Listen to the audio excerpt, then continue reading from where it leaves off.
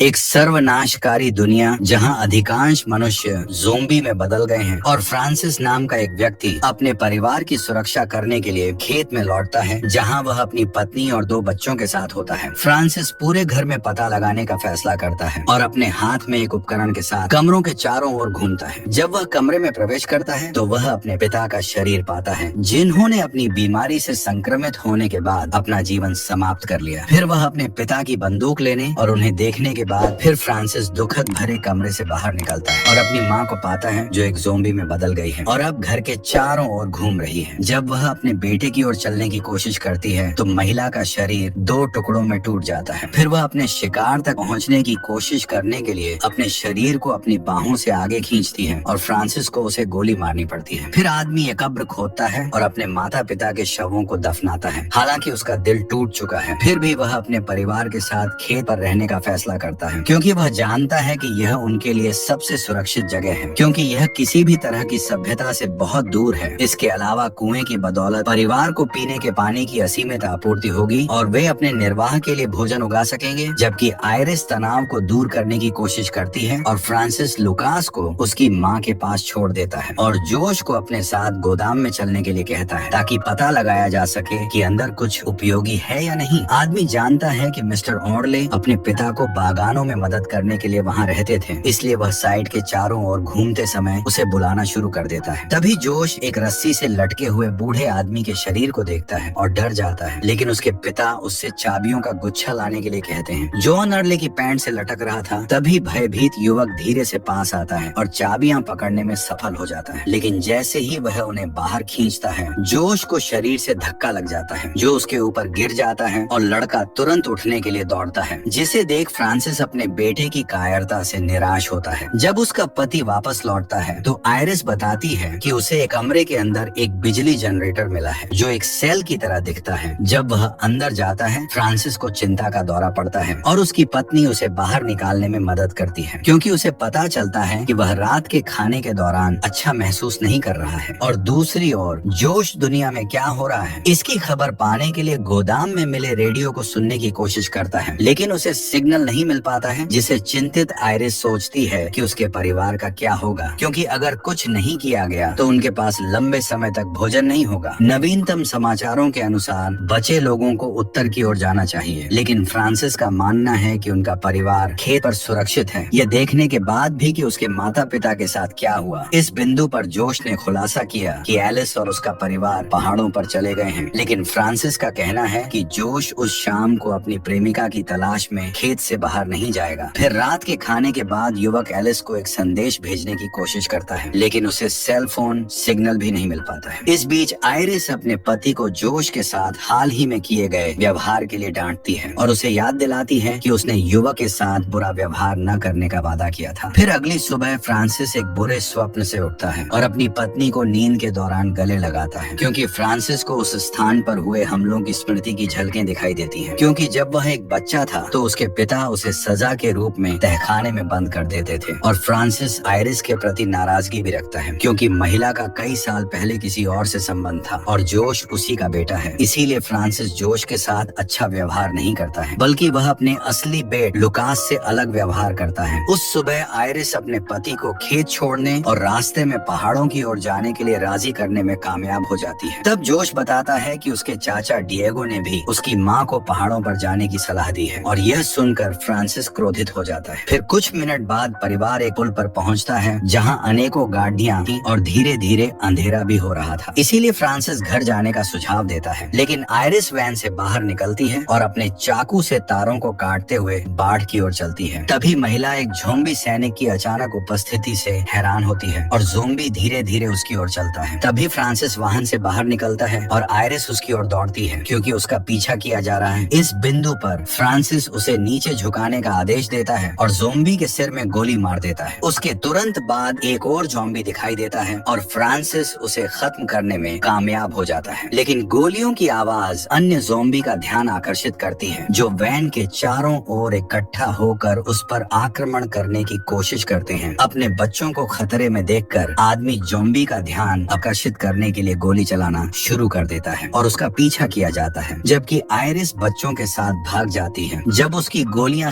खत्म हो जाता है तो फ्रांसिस एक ग्रेनेड उठाता है जो उसे सैनिकों में से एक के शरीर के बगल में मिला था और ज़ॉम्बी से बचने के प्रयास में कारों में चढ़ जाता है। भागने के दौरान आदमी एक ट्रक के पीछे छिप जाता है और ग्रेनेड फेंकता है ताकि उसके पीछे आ रहे ज़ॉम्बी से छुटकारा मिल सके। एक ही झटके में पूरी भीड़ को खत्म करने के बाद फ्रांसिस अपने परिवार से मिलने जाता है और वे सभी खेत में वापस लौटते हैं क्योंकि उन्हें पता चलता है कि बाहर की दुनिया बहुत खतरनाक है। फिर 2 सप्ताह बाद फ्रांसिस पुल पर वैन लेने के लिए लौटता है और पाता है कि यह अभी भी चल रही है। हालांकि आपूर्ति को घर ले जाने के लिए वाहन का उपयोग करने के बजाय वह खेत में सब कुछ खींचने का फैसला करता है और आयरिस को बताता है कि वैन ने काम करना बंद कर दिया है ताकि वह उसे फिर से छोड़ने के लिए मनाने की कोशिश न करे। फिर फ्रांसिस जनरेटर को ठीक करता है और उसके घर में फिर से बिजली आ जाती है। वह अपनी पत्नी और बच्चों को यह समझाने के लिए अपनी शक्ति में सब कुछ करने के लिए प्रतिबद्ध है कि उस दिन खेत पर रहना सबसे अच्छा विकल्प था। फिर फ्रांसिस अपने बच्चों के साथ नृत्य करने के बाद एयर कंडीशनिंग और अच्छे संगीत का आनंद लेता है। फिर फ्रांसिस अपनी शादी के दिन की रिकॉर्डिंग देखने के लिए टीवी चालू करता है, लेकिन उसके साथ शामिल होने के बजाय आयरिस अपने कमरे में जाने का फैसला करती है। फिर अगली सुबह फ्रांसिस अपनी पत्नी से बात करता है और पिछले साल अपने परिवार को हुए सभी नुकसान के लिए माफी मांगता है। सच्चाई यह है कि फ्रांसिस अपनी शादी को फिर से बनाने का एक नया मौका चाहता है और एक खुशहाल परिवार बनाने के लिए वह कुछ भी करने को तैयार है। अपने पति की चीजों को सही करने की इच्छा को देखकर आयरिस उनके रिश्ते को फिर से बनाने के लिए उनके साथ काम करने के लिए सहमत हो जाती है। फिर वह अपने बच्चों के साथ नाश्ते के लिए रसोई में इकट्ठा होते हैं और फ्रांसिस कुछ अंडे लेने के लिए चिकन कॉप के पास जाता है और एक जंगली कुत्ते को देखता है। जब वह जानवर को डराने की कोशिश करता है तो वह उसे काट लेता है और चिकन को उठाने के बाद वह वहाँ से भाग जाता है। लेकिन सौभाग्य से आयरिस एक नर्स है और अपने पति के हाथ पर पट्टी बांधती है। फिर वह उसे अस्पताल जाने के लिए मनाने की कोशिश करती है क्योंकि उसे रेबीज के टीके की जरूरत है, लेकिन फ्रांसिस कहता है कि वह ठीक है। तभी दंपति ने जोश के चिल्लाने की आवाज सुनी और वह उसके पास दौड़े। युवक रेडियो में सिग्नल प्राप्त करने का प्रयास कर रहा था और उसने किसी को कैंपसाइट के बारे में बात करते हुए सुना। हालांकि फ्रांसिस ने युवक की बातों पर कोई ध्यान नहीं दिया क्योंकि वह आश्वस्त था कि उसका परिवार सबसे अच्छा निर्णय ले सकता है, वह यह कि उनको यही रहना है। फिर उसे दोपहर ठीक उसी स्थान पर रहे जहाँ वे हैं। जोश बार बार कहता रहता है कि उसने रेडियो पर कुछ महत्वपूर्ण सुना है और अपने पिता को उन लोगों को खोजने का प्रयास करने के लिए मनाने का प्रयास करता है। युवक के आग्रह पर क्रोधित फ्रांसिस कहता है कि खोजबीन करने के बारे में सोचने से पहले जोश को खुद का बचाव करना सीखने की जरूरत है। इसलिए वह आदमी उसे गन्ने के खेत में ले जाने का निर्णय लेता है और उसे एक पिस्तौल थमा देता है ताकि वह लक्ष्य पर निशाना लगाने का अभ्यास कर सके। जब वह गोलियों की आवाज सुनती है आयरिस चौंक जाती है, इसलिए वह उनके पीछे जाती है और अपने पति को जोश को अपमानित करते हुए देखकर परेशान होती है क्योंकि युवक बोतल पर गोली नहीं मार पा रहा था। तभी नाराज फ्रांसिस चिल्लाना शुरू कर देता है और युवक इतना डर जाता है कि वह रोना शुरू कर देता है और कई बार गोली चलाता है जब तक कि वह अंत में अपने लक्ष्य पर नहीं मार देता। कुछ मिनट बाद परिवार को पता चलता है कि गोलियों की आवाज ने ज़ॉम्बी के एक झुंड को आकर्षित किया है। उसी क्षण फ्रांसिस लुकास को अपनी प्रयोगशाला में ले जाता है और सभी को घर वापस भागने का आदेश देता है, लेकिन घर में प्रवेश करने के बाद ज़ॉम्बी उनके पीछे जाने लगते हैं और परिवार सामने के दरवाजे को मजबूत करता है और बालकनी में छिप जाता है। जब अंधेरा होने लगा है तब फ्रांसिस बालकनी की ओर देखने का फैसला करता है और उन सभी ज़ॉम्बी को अंदर घुसने की कोशिश करते हुए देखकर घबरा जाता है। जब ज़ॉम्बी दरवाजा खोलने में कामयाब हो जाते हैं तभी एक वाहन आता है और चालक उन्हें आकर्षित करने के लिए हॉर्न बजाना शुरू कर देता है। उसी क्षण ज़ॉम्बी घर में प्रवेश करना छोड़ देते हैं और कार का पीछा करना शुरू कर देते हैं जो तेजी से भाग जाती है। अगली सुबह फ्रांसिस ज़ॉम्बी द्वारा किए गए नुकसान की जांच करने के लिए बाहर जाता है और पाता है कि चिकन कॉप नष्ट हो गया है और फार्म से कुछ मीटर की दूरी पर एक नाला है जहाँ डिएगो अपनी कार पार्क कर आराम करता है। जब उसे पता चलता है कि यह उसका भाई था जिसने पिछली रात उसके परिवार को बचाया था, तब फ्रांसिस उसे ढूंढने जाता है और पूछता है कि वह वहाँ क्या कर रहा है। इस बिंदु पर डिएगो बताता है कि उसकी पत्नी और बेटा मर चुके हैं, इसलिए वह अपने माता पिता की जांच करने के लिए फार्म में वापस जाने का फैसला करता है जहाँ वह बड़ा हुआ था, केवल यह पता लगाने के लिए कि वे भी संक्रमित हैं। फिर वह यह महसूस करता है कि फ्रांसिस अभी भी अपने भाई और उसकी पत्नी के बीच अतीत में जो कुछ हुआ उसके लिए नाराज है। फिर डिएगो एक बार फिर से माफी मांगता है और उसके साथ शांति बनाने की कोशिश करता है। फिर वह डेल्टा शिविर का रास्ता बताने का दावा करता है जहाँ बचे हुए लोग शरण ले रहे हैं, लेकिन फ्रांसिस उसकी मदद से इनकार कर देता है और उसे यहाँ से जाने का आदेश देता है। तभी डिएगो अपने भाई को एक नक्शा देता है और उसे कहता है कि अगर वह उसके जाने के बाद वह अपना मन बदलता है तो वह इसका इस्तेमाल कैंप में जाने के लिए कर सकता है। तभी फ्रांसिस को पता चलता है कि वह एक कोट पीछे छोड़ आया है और वह इसे खेत में ले जाने का फैसला करता है ताकि अपनी पत्नी को बता सके कि उस दिन उसके भाई को ज़ॉम्बी ने खा लिया है। फिर फ्रांसिस अपने घर की खिड़कियों को लकड़ी के तख्तों से मजबूत करने का फैसला करता है ताकि यह सुनिश्चित हो सके कि आगे कोई आक्रमण न हो। इस बीच लुकास मच्छरों को खत्म करने के प्रयास में घर के चारों ओर उनका पीछा करता है और वहाँ पहुँचने पर वह खिड़की से एक ज़ॉम्बी को देखता है और डर जाता है। लेकिन उसकी माँ उसे दिलासा देने के लिए वहाँ आती है और कहती है कि ये ज़ॉम्बी कमजोर होते जा रहे हैं। जीवित रहने के लिए ज़ॉम्बी को मानव मांस खाने की जरूरत है और अगर उन्हें समय के साथ कुछ नहीं मिलता है तो वे धीरे धीरे नष्ट हो जाएंगे। और आयरिस का मानना है कि गन्ने के खेत से गुजरते समय वहाँ से निकल जाना सुरक्षित होगा। लेकिन फ्रांसिस ज़ॉम्बी को ढूंढ लेता है। उसके बेटे ने खिड़की से देखा और एक चाकू से उसका सिर काट दिया। अपने कपड़ों पर खून लगने के बाद आदमी ज़ॉम्बी का सिर घर ले जाता है और अपनी पत्नी को बताता है कि ज़ॉम्बी ने उस पर हमला किया। सिर को देखते ही जोश और लुकास डर जाते हैं और वापस घर की ओर भागते हैं। तब आयरिस अपने पति का ध्यान आकर्षित करती है क्योंकि वह बच्चों को डरा रहा है। इस बिंदु पर महिला को पता चलता है कि फ्रांसिस की योजना उन्हें और अधिक डराने की है ताकि वे खेत छोड़ने के बारे में न सोचें, क्योंकि वह आदमी अपने परिवार को अपने वश में रखने के लिए कुछ भी करने को तैयार है। फिर अगले हफ्ते बाद जब साल का अंत आता है तो फ्रांसिस अपनी पत्नी और बच्चों के लिए एक सरप्राइज तैयार करता है। वह आदमी एक क्रिसमस ट्री लगाता है और घर को क्रिसमस की सजावट से सजाता है। जब वे यह सरप्राइज देखते हैं तो बच्चे उत्साहित हो जाते हैं, लेकिन आयरिस कोई प्रतिक्रिया नहीं करती क्योंकि वह अच्छी तरह जानती है कि उसके पति के इरादे क्या हैं। डिनर के दौरान फ्रांसिस पूछता है कि उसके बच्चे सैंटा क्लॉज से क्या उपहार चाहेंगे और लुकास जवाब देता है कि वह एक साइकिल चाहेगा। हालांकि जोश का जवाब उसे आश्चर्यचकित कर देता है क्योंकि युवक कहता है कि वह नक्शा जीतना चाहेगा जो उसके पिता क्रिसमस के उपहार के रूप में छिपा रहे हैं। ये सुनकर आयरिस आश्चर्यचकित हो जाती है और पूछती है कि जोश किस बारे में बात कर रहा है। तब जोश बताता है कि उसने अपने पिता के कमरे में एक नक्शा देखा था, लेकिन फ्रांसिस ने इनकार कर दिया कि वह क्या कह रहा है। और फिर उसने अपनी क्रिसमस की इच्छा जताई और अपनी पत्नी से कहा कि वह अब अपने परिवार को बढ़ाना चाहता है। अब जब वे इस घर में सुरक्षित हैं, तो यह एक और बच्चा पैदा करने का सही समय है। इसलिए आयरिस कहती है कि वह एक ऐसे संसार में बच्चा नहीं रखेगी जो उस समय पूरी तरह से नष्ट हो चुका है। तभी महिला अपनी सबसे बड़ी इच्छा प्रकट करने का अवसर लेती है और कहती है कि वह जितनी जल्दी हो सके उस फार्म को छोड़ना चाहती है। हर दिन परिवार की आपूर्ति का स्टॉक कम हो रहा है और आयरिस कहती है कि उसे अधिक आपूर्ति की तलाश में जाना होगा क्योंकि वह अब इस तरह नहीं रह सकती। यह सुनकर फ्रांसिस अपनी पत्नी को ब्लैकमेल करने के लिए एक नई रणनीति आजमाने का फैसला करता है और अपने बच्चों को बताता है कि ज़ॉम्बी के प्रकट होने से पहले आयरिस घर से भागने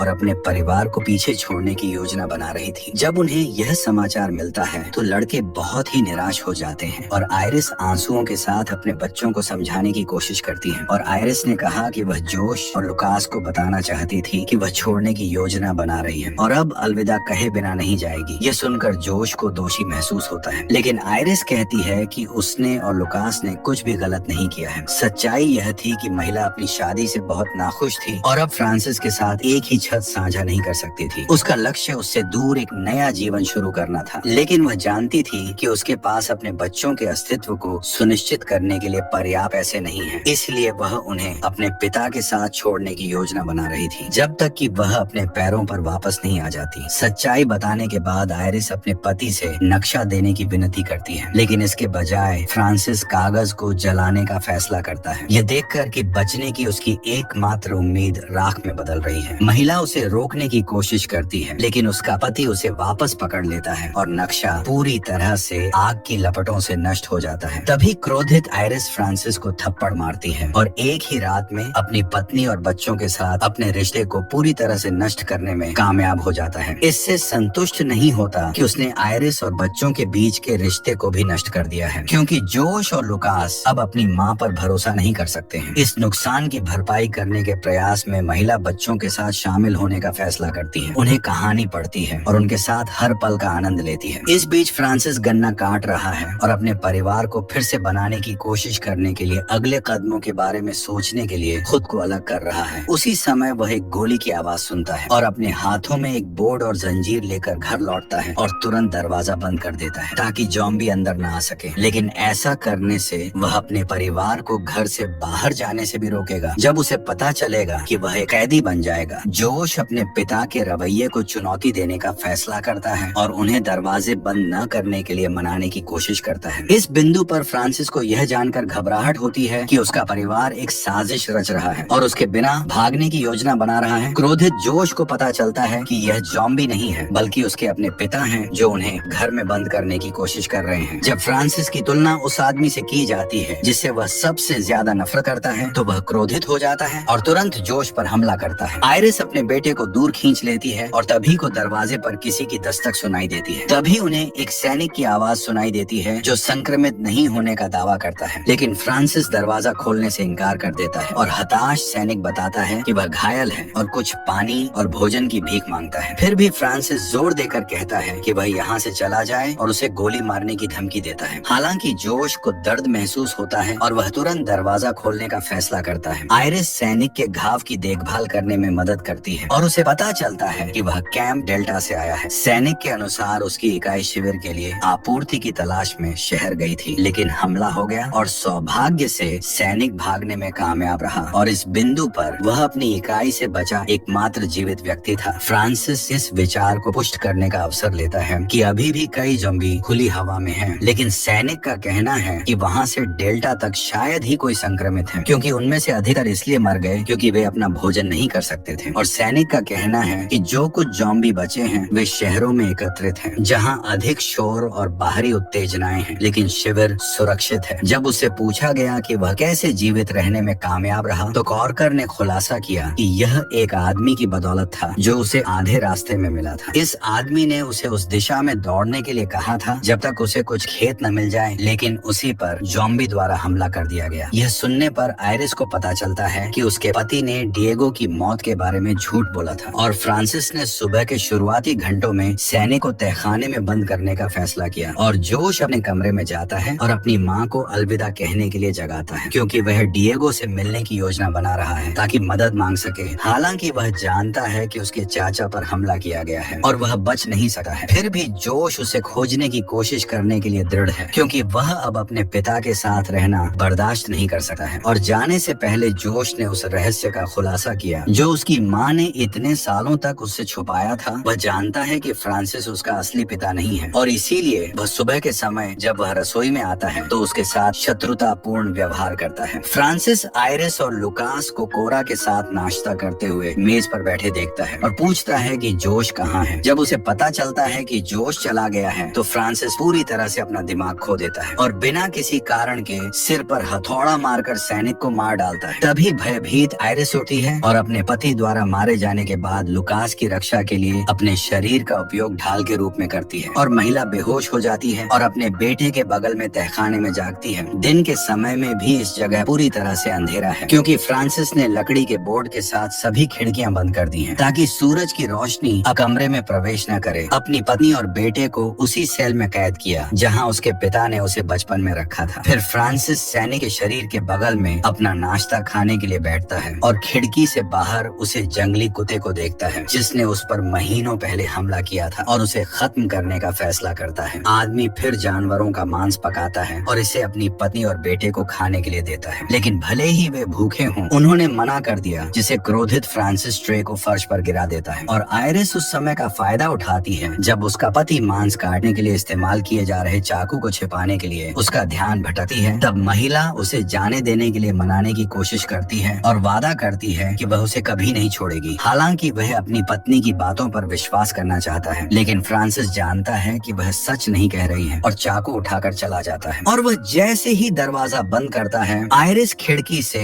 लकड़ी की पट्टियों को हटाने के लिए एक लोह दंड का इस्तेमाल करती है और गिर पड़ती है। तभी उसी क्षण वह बेहोश हो जाती है और कुछ मिनट बाद उसका बेटा उसे जगाता है। साथ में वे भागने की योजना बनाते हैं और लुकास चिंतित होकर चिल्लाना शुरू कर देता है। तभी फ्रांसिस यह पता लगाने के लिए तहखाने की ओर भागता है कि क्या हो रहा है और जब वह उस छोटे लड़के से बात करने के लिए नीचे झुका है तो वह फ्रांसिस पर हमला कर देती है। उसके पति की पीठ में एक धातु की वस्तु घुसा देने के बाद आयरिस अपने बेटे के साथ भाग जाती है और उसे तुरंत तहखाने में बंद कर देती है। और फ्रांसिस अपनी पत्नी पर गोली चलाना शुरू कर देता है, लेकिन वह उसे मार नहीं पाता है और उस क्षण उसे उस जगह पर जो कुछ उसने अनुभव किया था उसकी भयानक यादें उसे सताती हैं। इस बीच आयरिस अपने बेटे के साथ भागने से पहले कुछ आपूर्ति लेने के लिए दौड़ती है और पैडलॉक खोलने और जंजीरों को हटाने के बाद खुद को बचाने के लिए एक माचे भी लेती है। महिला अपने बेटे से वादा करती है कि वे जोश को ढूंढ लेंगे और वे दोनों घर से बाहर भाग जाते हैं। हालांकि जैसे ही वह दरवाजा खोलती है वह डिएगो से टकराती है जो एक ज़ॉम्बी बन चुका है। तभी भयभीत महिला अपने बेटे के साथ फिर से घर में लौटती है, लेकिन ज़ॉम्बी घर में घुसने में कामयाब हो जाता है और सीढ़ियों पर चढ़ते समय आयरिस के पैर को पकड़ लेता है, जिसे आयरिस चिल्लाती है और फ्रांसिस को पता चलता है कि वह खतरे में है और दरवाजे को लात मारना शुरू कर देता है। इस बीच महिला डिएगो को उसे काटने से रोकने के लिए आपूर्ति के बैग का उपयोग करती है और लुकास अपने चाचा पर टॉर्च से हमला करता है, जिसे ज़ॉम्बी अपने शिकार को छोड़ देता है और लुकास के पीछे जाता है। इसलिए आयरिस उठती है और बैग को राक्षस की दिशा में फेंक देती है। जब डिएगो उस पर हमला करने की कोशिश करता है तो महिला खुद को बचाने के लिए एक कुर्सी को ढाल के रूप में इस्तेमाल करती है और ज़ॉम्बी को पास आने से रोकती है। तभी फ्रांसिस दरवाजा खोलने में कामयाब हो जाता है और अपने भाई को नीचे गिराने के बाद उस पर हमला करता है। फ्रांसिस ज़ॉम्बी के सिर पर अपनी पिस्तौल से बार बार प्रहार करता है जब तक कि वह उसे खत्म करने के बाद उसे नष्ट करने में कामयाब नहीं हो जाता। फिर फ्रांसिस ज़ॉम्बी को घर में आने देने के लिए आयरिस से बेहद नाराज है और उसे खत्म करने ही वाला होता है जब वह लुकास की घबराई हुई आवाज सुनता है। छोटा लड़का अपने हाथ पर काटने के निशान दिखाता है। तब आयरिस को अपने जीवन का सबसे कठिन निर्णय लेना पड़ता है। वह जानती है कि यदि कुछ नहीं किया गया तो लुकास एक ज़ॉम्बी में बदल जाएगा। इसीलिए वह अपने पति से उस युवक का हाथ हटाने में मदद करने के लिए कहती है ताकि संक्रमण उसके शरीर के बाकी हिस्सों में न फैल जाए। लेकिन उसकी मदद करने के बजाय फ्रांसिस दीवार के कोने में दुबक कर बैठा रहता है और आयरिस डर जाती है। फिर आयरिस अपने बेटे को बेहोशी की दवा लगाती है और चाकू से जीवाणु रहित करने के बाद वह लुकास के मुंह में कपड़े का एक टुकड़ा डाल देती है ताकि दर्द में वह उसे काट सके। फिर महिला अपने बेटे की बांह पर कई वार करती है और गहरी पीड़ा में भी वह काटने में सफल हो जाती है, जो युवक की जान बचाने के लिए करना जरूरी था। लुकास की बांह हटाने के बाद आयरिस के घाव को कीटाणु रहित करने और उस पर पट्टी बांधने की जरूरत है, जबकि वह युवक को आश्वस्त करने की कोशिश कर रही है। इस बिंदु पर वह अपने पति से लुकास को अस्पताल ले जाने में मदद करने के लिए कहती है क्योंकि उसे तुरंत रक्त आधान की जरूरत है। फिर फ्रांसिस वैन लाने के लिए पुल की ओर दौड़ता है और आयरिस अपने बेटे को अपनी बाहों में लेकर उसे अधिकतम आराम देने की कोशिश करती है। जब तक वह आराम करता है तब तक उसे आखिरकार वैन मिल जाती है और फ्रांसिस जोश से मिलता है और युवक अपने पिता को खून से लथपथ देखकर घबरा जाता है। इसलिए वह उसकी दिशा में बंदूक तान देता है और उसे और करीब न आने का आदेश देता है। हालांकि फ्रांसिस उसकी बात नहीं सुनता और युवक को पकड़ने की कोशिश करता है, जो डर जाता है और फ्रांसिस को गोली मार देता है। अपने पिता को जमीन पर घायल देकर जोश को पछतावा होता है कि उसने क्या किया है और वह उसकी मदद करने की कोशिश करता है और कहता है कि वह अपने पिता को खोने के बाद जीवित नहीं रह सकता है। फिर जोश खेत की ओर लौटने का फैसला करता है और अपनी माँ और भाई से मिलने के लिए वैन में बैठ जाता है। इसी सस्पेंस के साथ यह कहानी यहीं पर समाप्त होती है।